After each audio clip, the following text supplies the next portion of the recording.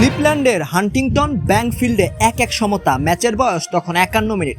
রাফিনার পা থেকে হলো এক নিখুঁত পাস, আর বল জালে জড়ালেন তরুণ তুর্কি এড্রিক।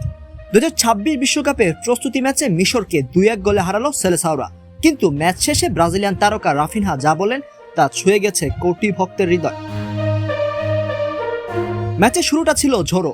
মাত্র 7 মিনিটে ব্রুনো গিমারায়েসের গোলে এগিয়ে যায় ব্রাজিল, কিন্তু ডিফেন্সের মারাত্মক ভুলে মাত্র 3 মিনিট পরেই মোস্তফা জিকোর গোলে সমতায় ফেরে মিশর। দ্বিতীয়ার্ধে সালা মাঠে নামলো। ব্রাজিলের আক্রমণ ভাগের সামনে শেষ রক্ষা হয়নি মিশরের। তবে ম্যাচের চেয়েও বেশি আলোচনা হচ্ছে রাফিনার ম্যাচ পরবর্তী সাক্ষাৎকার নিয়ে।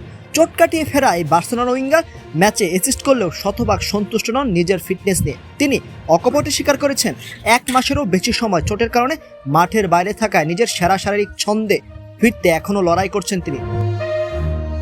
রাফিনা বলেন, আমি চোট থেকে পুরোপুরি সেরে উঠে 100% ফিট হওয়ার জন্য ক্লাব এবং জাতীয় দলের হয়ে কঠোর পরিশ্রম করেছি। তবে আমি এখনও আমার সেরা শারীরিক সংস্করণ খুঁজে বেড়াচ্ছি। আমি সবসময় মাঠে আমার শতভাগ দেওয়ার চেষ্টা করি। রাফিনার এই লড়াকু মানসিকতা আর এনরিকের গোল বিশ্বকাপের আগে ব্রাজিলের জন্য এক দারুণ ইতিবাচক বার্তা। আপনার কি মনে হয়, রাফিনা কি বিশ্বকাপে ব্রাজিলের মূল ট্রাম্প কার্ড হতে পারবে? কমেন্ট করে আমাদের জানান।